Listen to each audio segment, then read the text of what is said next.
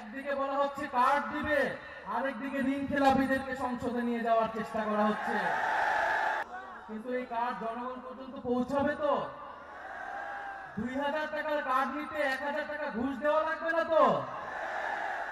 অন্য কোনো প্ল্যান কাজে দিবে না।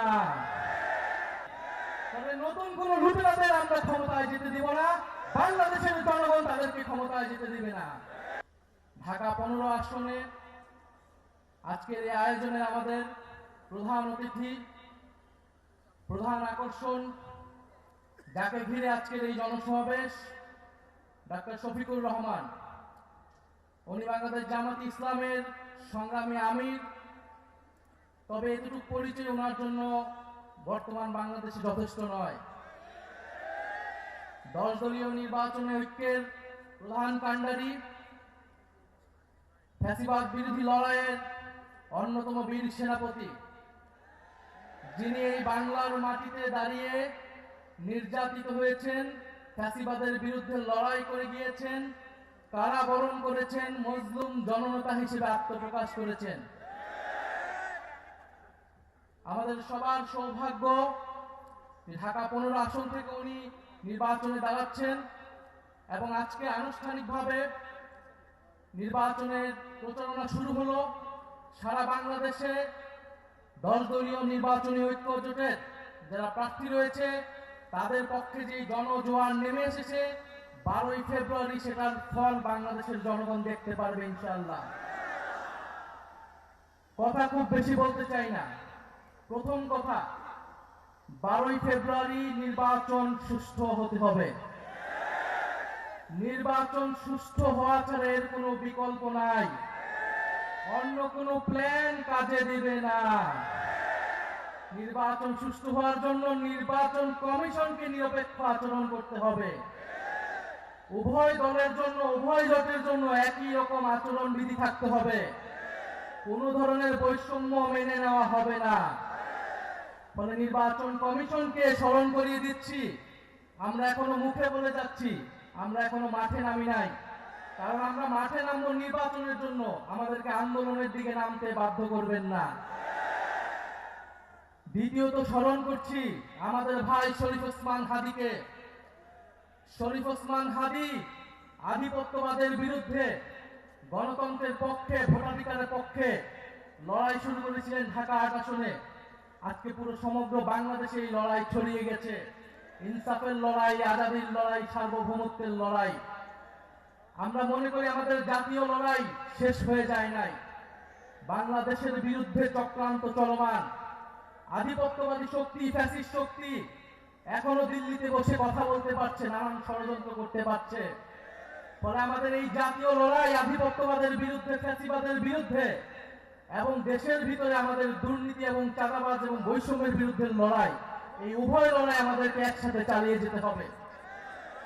প্রিয় সংগ্রামী বন্ধুগণ, আমরা গণ অভ্যুত্থানের পরে যে আশা আকাঙ্ক্ষা নিয়ে রাজনীতি শুরু করেছিলাম, নতুন বাংলাদেশ গড়ে তোলার কাজ শুরু করেছিলাম, আমরা অনেকাংশে সেটা ব্যর্থ হয়েছি। আমাদের অনেক অসমাপ্ত কাজ রয়ে গিয়েছে। ইনশাআল্লাহ এবারের নির্বাচনে 10 দলীয় নির্বাচনী ঐক্য বিপুল ভোটে জয়লাভ করে আমরা সেই অসমাপ্ত কাজ সম্পন্ন করব সবাই ঐক্যবদ্ধভাবে। কারণ আমরা ঐক্যবদ্ধ বাংলাদেশ, আমরাই বাংলাদেশ। প্রিয় সংগ্রামী বন্ধুগণ, দু একটা কথা বলতে হয়। আমরা শুনছি বিভিন্ন কার্ড দেওয়া হবে, ফ্যামিলি কার্ড দেওয়া হবে, কৃষক কার্ড দেওয়া হবে। আমরা চাই কার্ড দেওয়া হোক, জনগণ সুবিধা পাক। কিন্তু এই কার্ড জনগণ পর্যন্ত পৌঁছাবে তো? 2000 টাকার কার্ড নিতে 1000 টাকা ঘুষ দেওয়া লাগবে না তো? তাহলে ঘুষ, চাঁদাবাজি সেটা যদি আমরা নির্মূল না করতে পারি, এই সকল সুযোগ সুবিধা কি জনগণের কাছ পর্যন্ত পৌঁছাবে? একদিকে বলা হচ্ছে কার্ড দিবে, আরেকদিকে ঋণ খেলাপিদেরকে সংসদে নিয়ে যাওয়ার চেষ্টা করা হচ্ছে। নির্বাচন কমিশনকে ব্যবহার করা হচ্ছে, আদালতকে চাপ প্রয়োগ করা হচ্ছে। ফলে কেমন বিচারিতা? যদি প্রকৃতপক্ষেই জনগণকে সুবিধা দেওয়ার নিয়ত থাকে, তাহলে কেউ ঋণ খেলাপিকে নমিনেশন দিতে পারে না।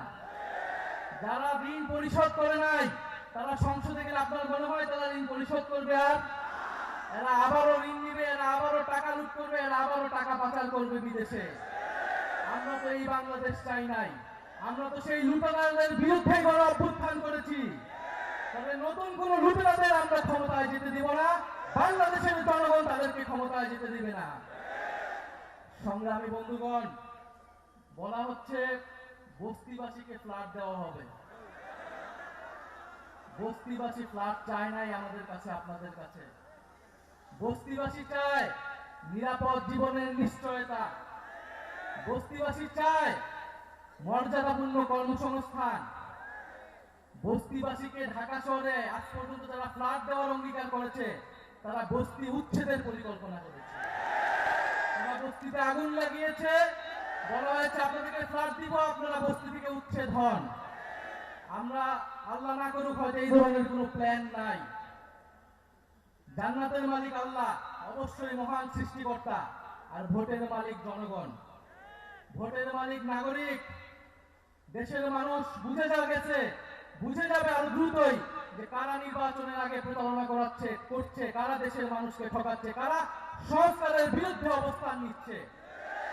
প্রিয় সংগ্রামী বন্ধুগণ, 12ই ফেব্রুয়ারি 10 দলীয় নির্বাচনী ঐক্যের সমর্থিত যার প্রার্থী রয়েছেন, যার যেখানে মার্কা রয়েছে, এই ঢাকা 15 আসনে দাঁড়িপাল্লা, অন্যান্য আসনে সাতলাকলি, রিক্সা সহ 10 দলীয় জোটের যেই মার্কাগুলো রয়েছে, আপনারা তাদেরকে জয়ী করবেন, তাদের সাথে থাকবেন।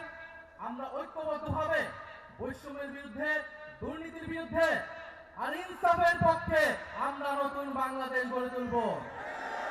শেষে যাওয়ার আগে আরেকটি কথা, এবারে নির্বাচন শুধু সরকার বদলের নির্বাচন নয়, দেশ বদলের নির্বাচন। এবারে নির্বাচন ক্ষমতা পরিবর্তনের নির্বাচন নয়, ক্ষমতার কাঠামো পরিবর্তনের নির্বাচন। ফলে নির্বাচনের সাথে আরেকটা গণভোটও আছে, এটা অনেক দল ভুলে যায়, কিন্তু আমরা ভুলি না, জনগণও ভুলবে না। ফলে গণভোটে আমরা কি দিব? গণভোটে আমরা পরিবারতন্ত্রকে, দুর্নীতিবাজকে, বৈষম্যকে, আধিপত্যকে, গণভোটে ইনসাফে, গণভোটে 10 দলীয় ঐক্য জোটে ইনশাআল্লাহ আমরা এবারের গণভোটে হ্যাঁ জিতবে। 10 দলীয় নির্বাচনী ঐক্য জয়লাভ করে সরকার গঠন করবে এবং বাংলাদেশকে সামনের দিকে নেতৃত্ব দিবে। ইনকিলাব জিন্দাবাদ।